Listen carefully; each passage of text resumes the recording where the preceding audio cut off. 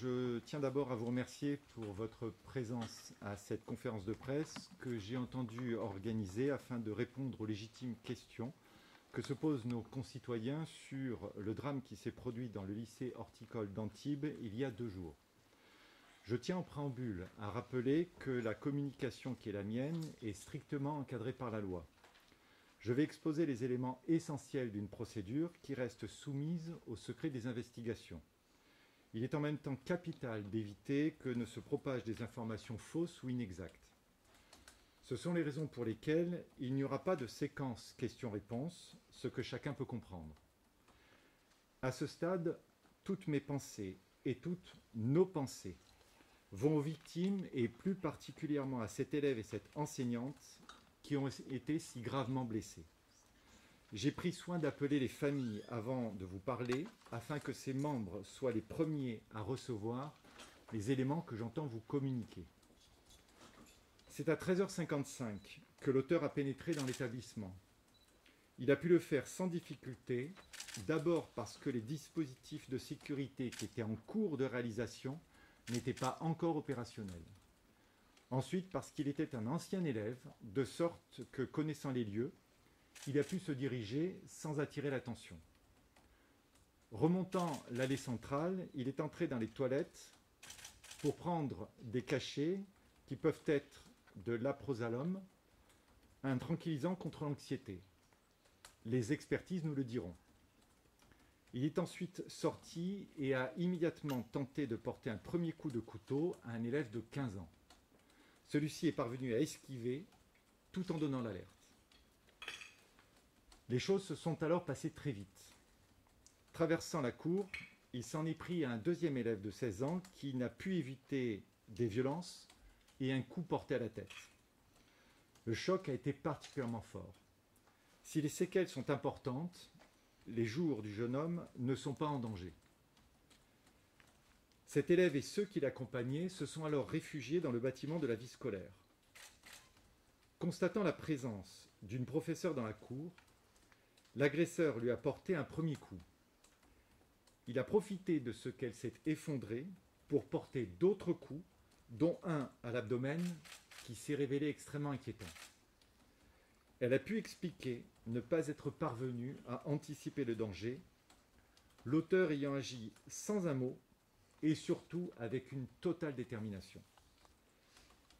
Les cris d'une femme de service apparaissent avoir interrompu ce qui aurait pu être fatal. Armé d'une perche, un agent technique a contraint l'agresseur à fuir. Un autre personnel les a rejoints, ainsi que le proviseur. Les attitudes et les mots ont été trouvés pour éviter que tout ne dégénère.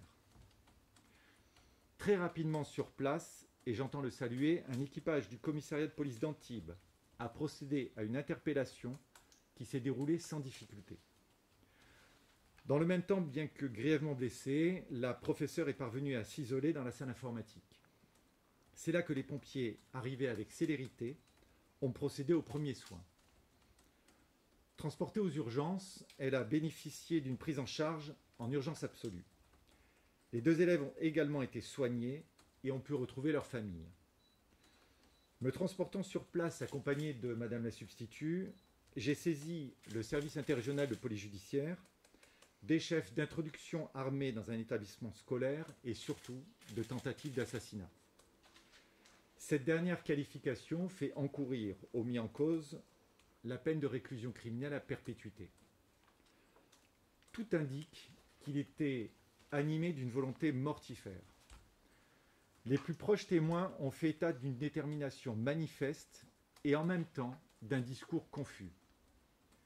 Il a à plusieurs reprises pointé la lame en direction de sa propre personne, expliquant entendre des voix et ne pas parvenir à se contenir. Cette description est en adéquation avec les éléments de personnalité qui ont été recoupés. Âgé de 18 ans depuis le 24 juillet, ce jeune homme est d'origine kurde. Les parents se trouvent être réfugiés politiques. Il a progressivement témoigné d'une fascination inquiétante pour les tueries de masse et les tueurs en série, ce qui peut être en lien avec une enfance traumatique. Les inquiétudes qu'il pouvait susciter ont conduit à ce qu'il soit fiché S. Les renseignements de l'époque ont justifié l'ouverture d'une première enquête judiciaire. Celle-ci a abouti en 2024 à sa mise en examen, ainsi que 2 autres mineurs. Il faut rappeler, et c'est un point essentiel, ces faits ont été commis alors qu'il avait moins de 18 ans. Il a donc fait l'objet des dispositifs prévus par le Code pénal des mineurs. Placé en détention provisoire en avril 2024, il en est sorti 11 mois plus tard parce que les textes ne permettaient pas d'envisager une détention à temps plus importante et qu'il était essentiel d'investir des mesures de personnalité. C'était d'autant plus capital que la situation de ce mineur est restée inquiétante. Il a tenté de mettre fin à ses jours en détention et a plusieurs fois été admis dans l'une des 9 unités hospitalières spécialement aménagées. Les services de la protection judiciaire de la jeunesse qui ont été saisis de son contrôle judiciaire et des mesures à prendre ont mis en place les accompagnements prévus.